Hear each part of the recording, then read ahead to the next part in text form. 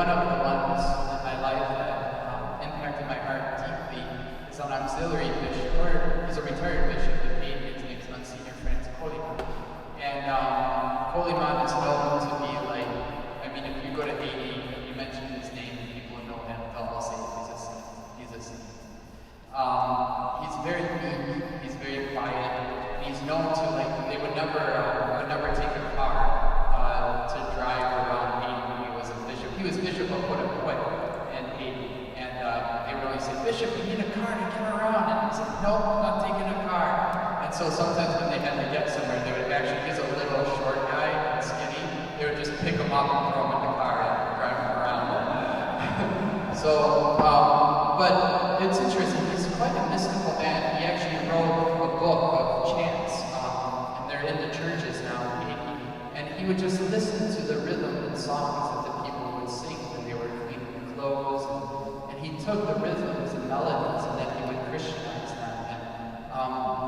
And so I just knew about him, and when I visited him, I definitely wanted to meet this man that I heard about. And I was newly ordained, so it's like being newly married, you know, you're zealous, everything's new and excited. And I also had this image of how I'm going to be a good, holy, and saintly priest. And on the priest is the new evangelization of the Archdiocese of Detroit, unleash the gospel, all this new stuff. And kind of, there was, you know what was underneath that? Pride. Now, I never thought of myself as a prideful person. I know my past, my mistakes, and everything like that. So I never thought of myself, I'm not a greatly talented person. I never thought of myself struggling with pride. But there was a pride of self-reliance that I can do it. I can be holy. I can be the new face of the church and make up for all the problems of the church. You know? And so when I met with Bishop Coleman, you know, when I first met him, I was looking, you know, where's his room and all this stuff. And then here's this little guy, like on his knees in the chapel, just praying. And so I met with him, sat down, and somebody was translating for me because I don't know French. And I said, "Bishop Coleman, how can I become holy and become a saint?" And he looks at me and he pauses. And this was a funny thing, but frustrating thing about Bishop Coleman. Every time they asked him a question, it's like, I'm serious for almost like 5 minutes. And you're just like, what are you doing? Did he not understand what I asked? And then he said to me this. He said, abandon your life to the Holy Spirit.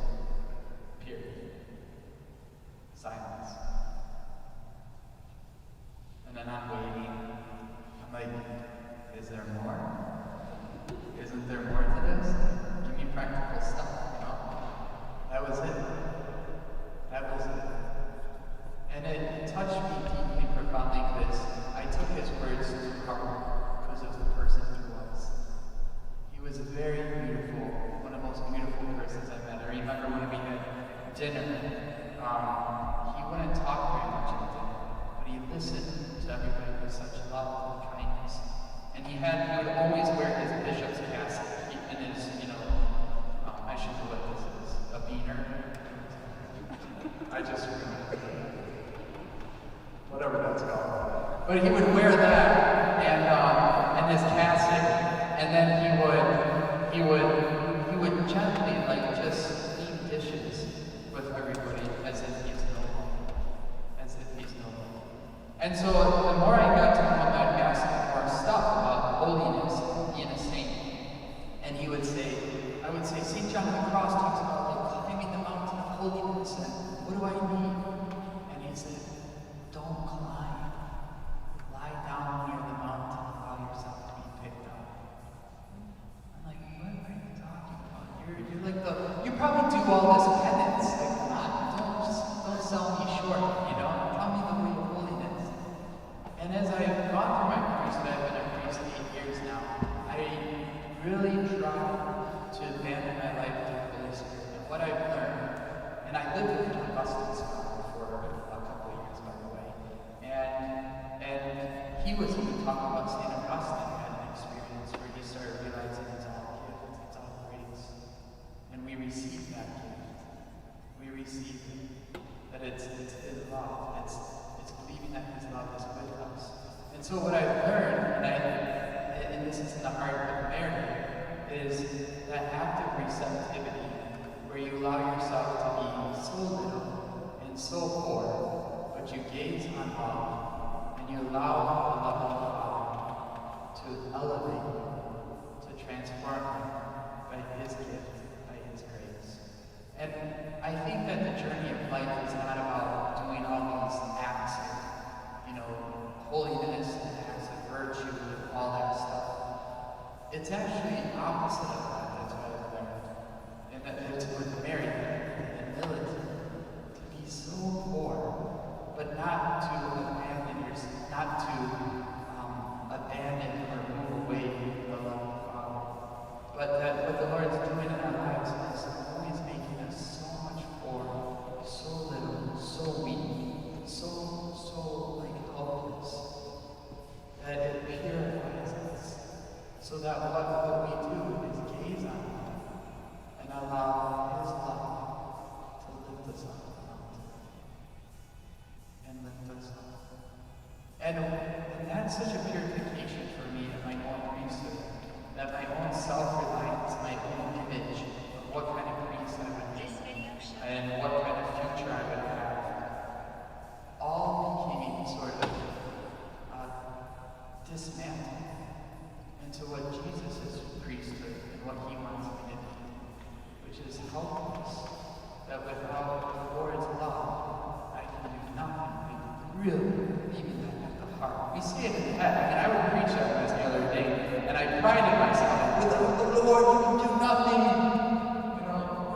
Depend on God. And it's like, yeah, I didn't have that in the heart until he purified me through humiliation. And then I realized what it means in the heart. And it's a gaze of trust, and you're not going to have others cheer you on and say, yeah, way to abandon yourself to the Holy Spirit. And you're not going to have other people cheer you on for that.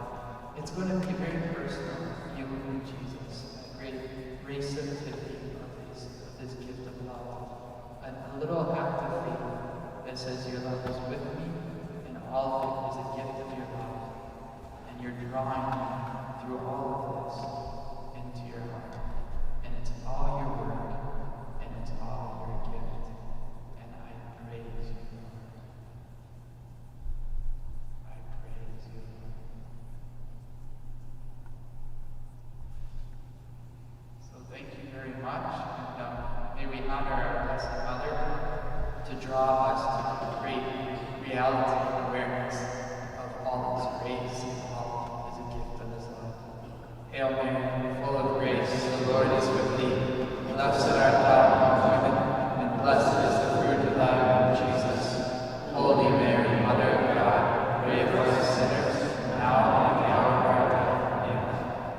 Immaculate Heart of Mary, spouse of the Holy Spirit, pray for us. Father, Son, and Holy Spirit. Amen.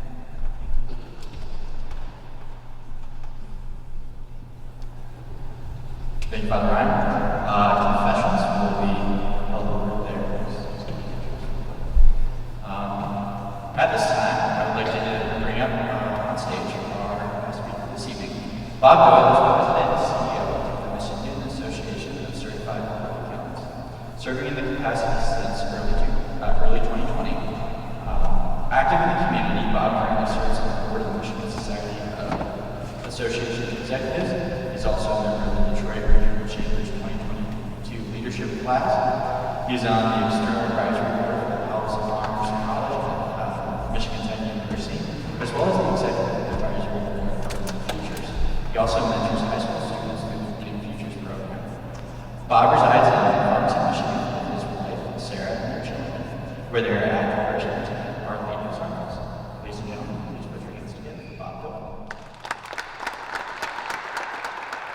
Thank you very much.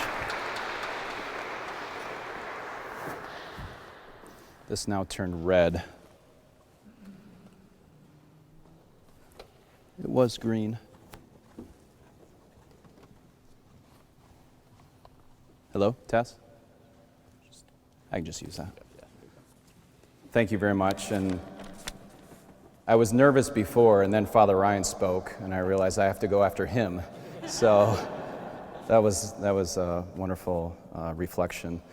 But thank you very much for the invitation to be here tonight. I'm certainly blessed and honored.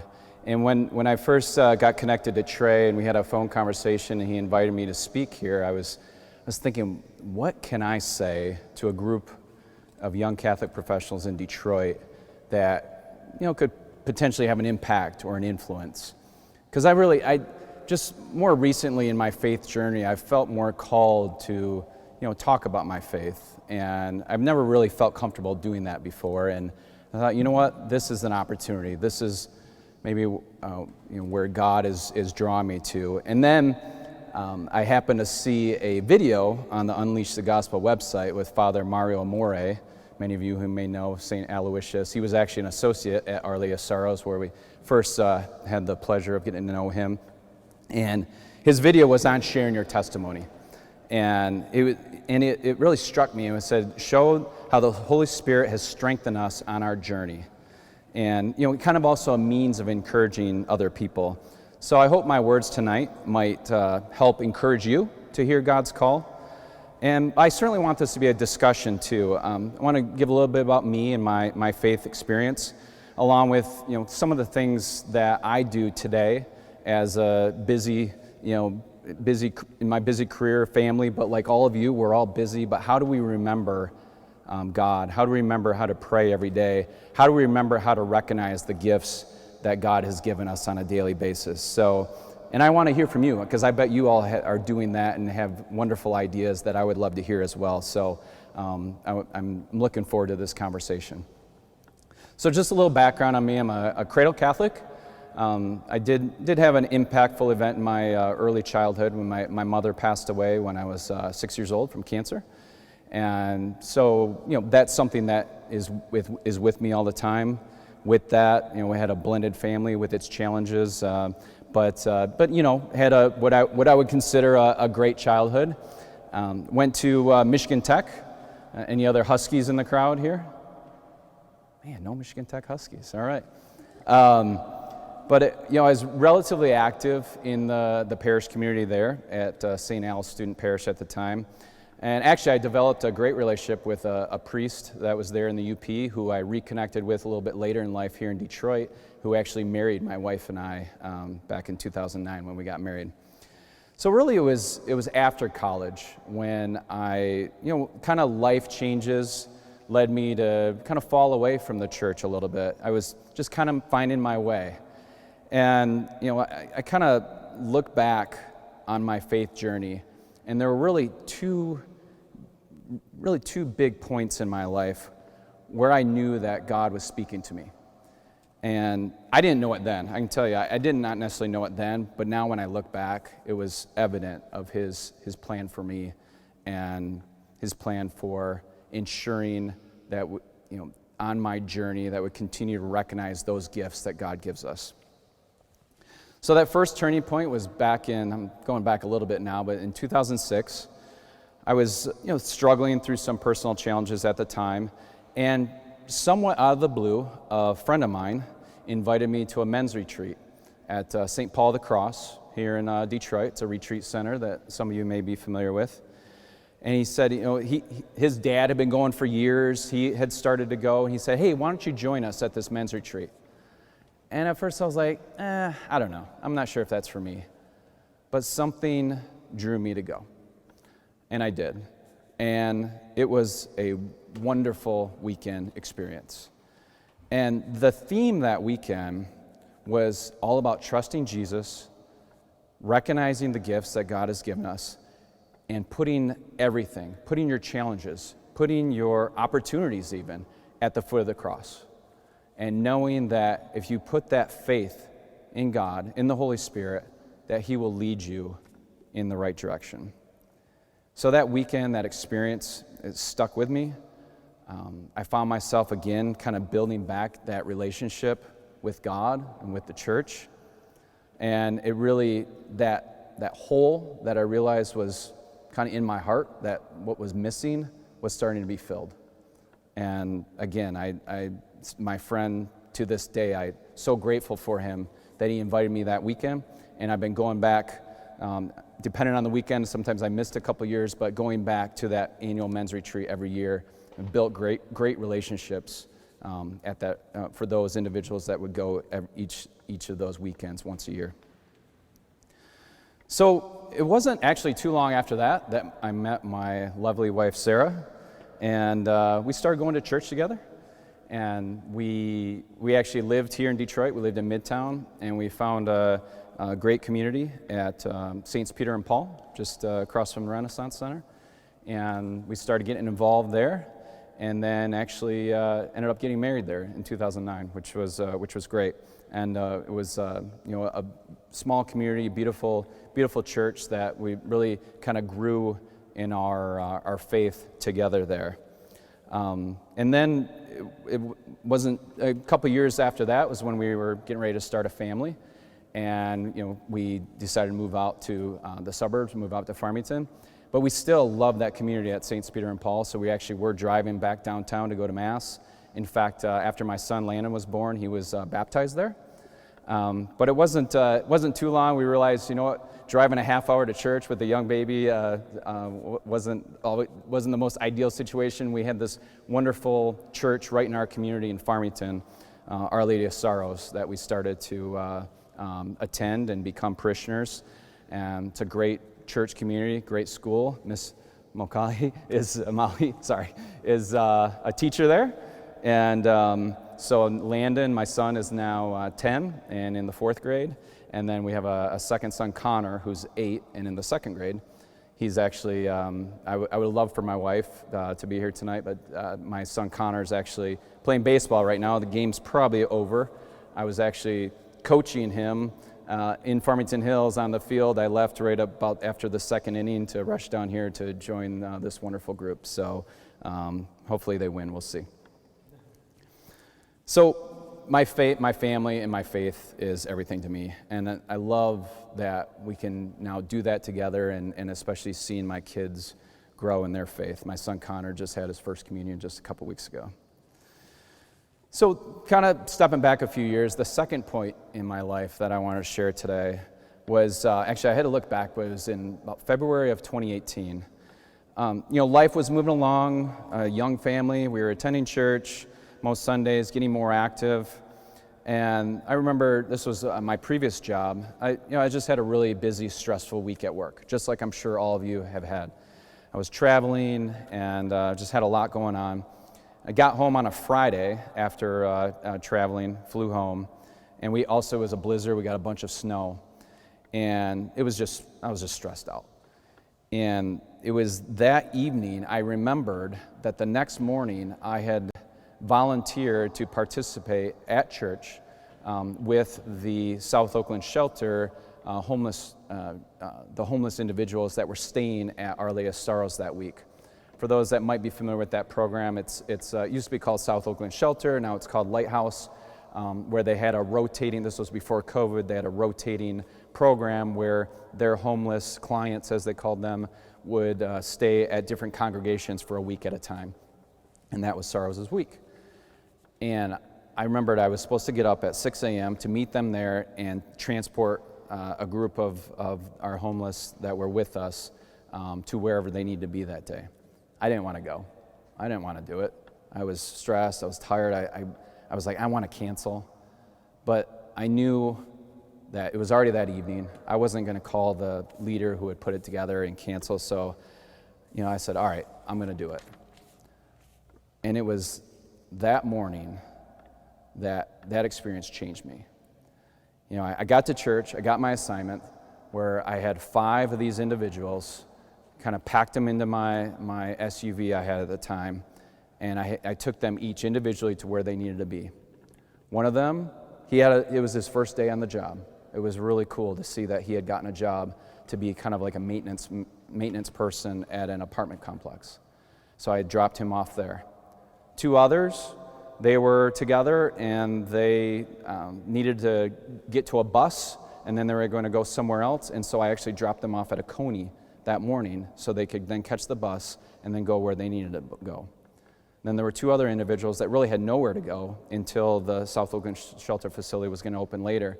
So I dropped them off at the library in Southfield for them to just hang out and stay warm until they could get to where they needed to be. And it was that experience, that day, when I realized, man, the stress I was experiencing at work, that was nothing. That was nothing compared to these individuals, those 5 that I specifically was with, but the 30 plus that Saros had housed that week. You think of all those less fortunate in our community. And that's when I realize, I'm grateful. I'm grateful for what I have. I need to be grateful for the gifts that I had. And I know, now looking back, God made sure I went. He led me to church that morning to help those individuals. And since then, since that day, every day, I write down something I'm grateful for. And I still do it old school. I have a little journal and I write down. And something, whether it's a great meeting I had at work or just a fun, playing catch with my sons, or a great conversation I have with my wife, or a nice date night. I was grateful for that. Sometimes I want to write down 2 or 3 things. But then also there are times, and I'm sure you would agree, it's hard to be grateful sometimes. There's challenging times, there's difficult times. I'll admit it was hard to think about anything grateful this morning as, reading the news about the horrible shootings in Texas yesterday. But I've also learned, to be grateful for the roses, but also be grateful for the thorns, because in that it's almost being thankful for the pain or the difficulty that God puts in front of us, because good can come out of it, and to have that faith in God that good will even come out of the thorns. And so those 2 instances in my life, being asked to go to that retreat, and then being, the opportunity to help out these individuals that are less fortunate, have really had such an impact on me. And then I realized that everything we can do, we can put at the foot of the cross, and we can be grateful for. And that's what I try to do in my role today, in my career at MICPA as the CEO. It's kind of funny. I went to Michigan Tech. I'm an engineer, and so you might wonder, how did an engineer come to lead a CPA organization? Dan's here. Are there any other CPAs in the audience? All right, cool. Let's hook up. Let's connect afterwards. I previously worked for a trade association in the robotics and automation industry, and then when the opportunity came up to lead the MICPA organization, I jumped at the chance, because I always had a goal to lead an organization one day, and I figured either they would look at my resume and toss it in the trash, or there might be opportunities. So it worked out, and ironically, I started. My predecessor was retiring. We had a 5-week kind of transition plan, and I started at the end of February 2020, and the end of my 3rd week was when the world shut down, and because of COVID. And 2+ years later, obviously still dealing a lot with the impacts. And throughout that time, and I didn't know what I was doing. None of us knew what we were doing. We were trying to figure it out. But I was putting it all at the foot of the cross and trying to be grateful every day for something. Even going through the interview process, I went to daily mass the morning of my last interview and had the priest at Saros pray over me and say, I don't know what's going to happen, but I know God's going to lead me in the right direction. So what I kind of wanted to leave you with, and also maybe, I would love to invite some discussion too, is just some of the things that, what I try to do on a daily basis to remember that, and also to pray. It sounds so simple, but I have this kind of routine in the morning. I'm somewhat of an early riser, so I have some time by myself at home before my wife and kids wake up. So, I kind of go through my routine of going online, reading the daily readings. There's a couple of websites where you can kind of hear different about the readings, like on Formed, or there's a website called Pray As You Go you can listen to where they do a reading and some reflection. And so I do that great in the morning, but then you get to work or you're working remotely and you get busy and you forget what work-life balance is, and like, man, the day is almost over and I forgot to pray again. And so I've been trying to remember, again, when challenges happen, even just this afternoon, I was at my office, something kind of crazy came up, and I was like, I don't know what the answer is, but I'm putting it at the foot of the cross, God, and help come up with a solution. So those are the things that I try to do. I have in my phone, I have notes of different prayers. I said one of them just before I spoke to, give me some grace here as I spoke in front of all of you. I'd also, I try to take that time for peace. Sorrows has adoration on some Fridays of Lent, and then the first Friday of every month. So I try to get and sit in adoration. Go to retreat.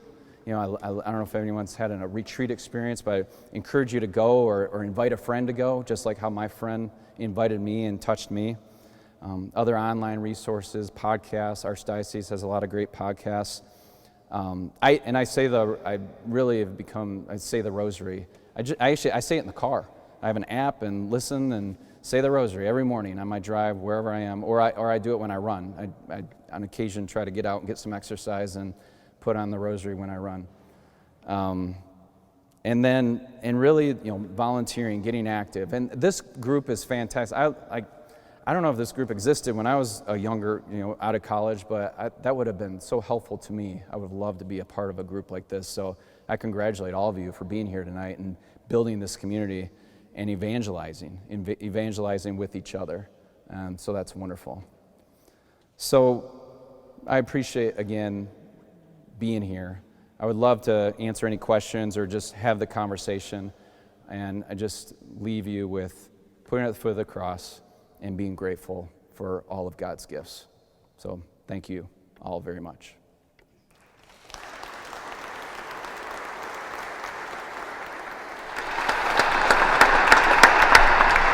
So very fun part of the Q&A section.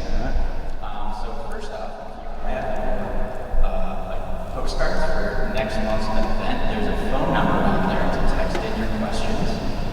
It is 313-483-7272. Mommy and Justin are passing those out right now. That again is 313-483-7272. So as we wait for those questions to come in, first question is, with you being the leader of the MSMPAs, what is one way that you're able to show to your coworkers your pride in the community and ways that encourages others? We're also Catholic.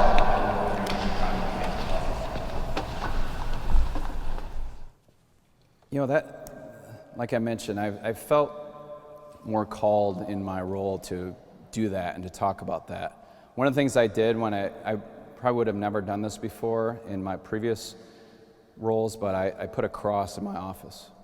I got this beautiful cross that my previous job I traveled to Mexico quite a bit, and a family that I got to know there gave me this beautiful cross that I put in my office, and that has led to some conversations.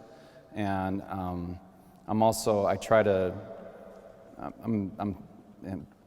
for people that know me, I'm a pretty emotional person, so I'm try to be humble and be very cognizant of others and their needs, and so it's really led to some great conversations with some individuals.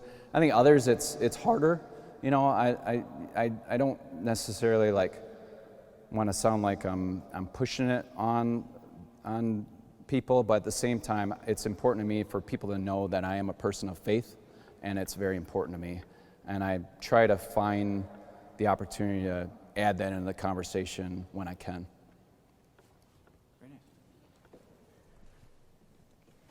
Question from the audience. So what's been one of the toughest things that's brought you to the cross? What was the outcome? Did it surprise you? Wow. Actually, probably going through the interview process for my role right now that I'm in currently. It was a 4-month, pretty stressful, kind of through an executive search process or whatever, however it went. And so it was a lot of interviews. It was kind of a lot of time in between interviews because it just took a long time. And that was where, in a lot of preparation, and I had no idea if I was, and then it was kind of like you go to the next step, and then you go to the next step.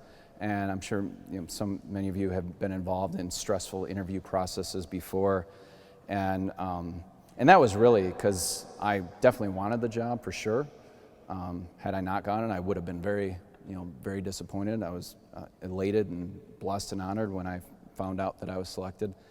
But I kept trying to, and like I said, I would go to morning mass the morning of the 3 interviews I had each of those mornings, and just say, I don't know how this is going to go, but I know that you have a plan for me, and I'm just going to put my faith there, obviously do my best and try my hardest, and that kind of gave me some grace and gave me some peace, I guess, going through the process.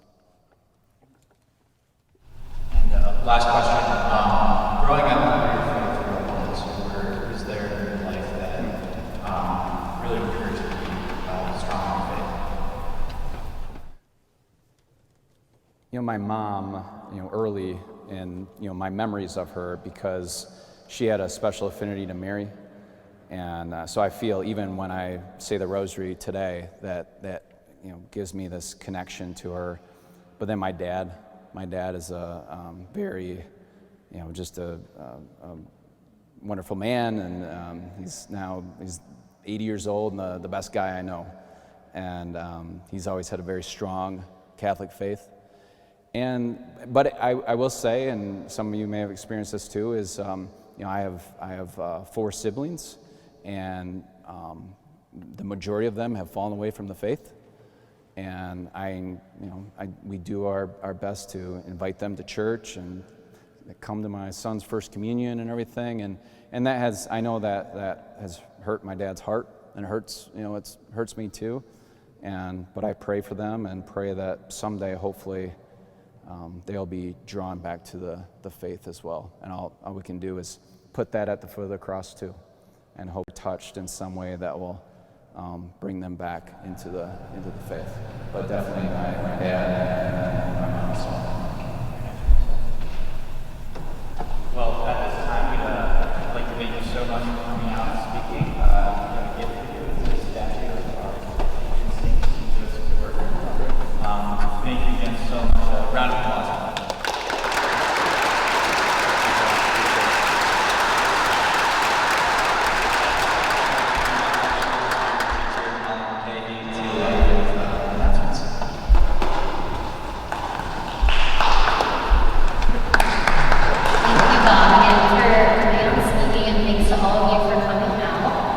I'd like to thank our sponsors, Alliance Catholic Credit Union, Lear Corporation, Clearance Technologies, DTE Energy, Penske Corporation, and Line Arts. Our next event is on June 16th. It's our YCP National Happy Hour, and it is our American Park event. We had this event last summer. We had a great turnout, so we'd love for all of you guys to come again. Please see our Instagram and Facebook page for more information. Please make sure to RSVP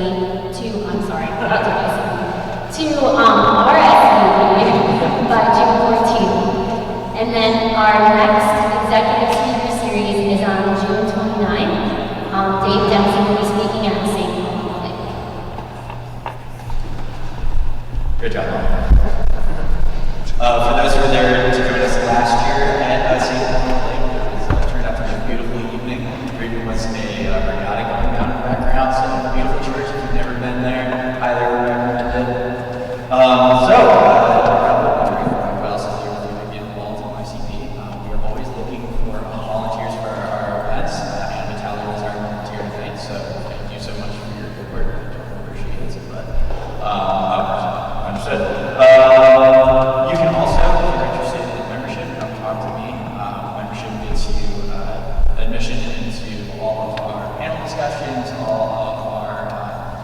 Tigers games at YCP that we go to, as well as our Christmas party at the end of the year.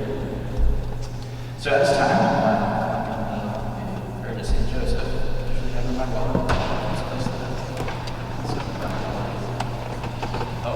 You just the assist. In the name of the Father, the Son, and the Holy Spirit. Amen. St. Joseph, by the word of your hands, the sweat of your brow, you supported Jesus and Mary, and the Son of God as your Father. Teach me to work as you did, with patience and perseverance, for God, for those who God has given me to support. Teach me to see in my fellow workers Christ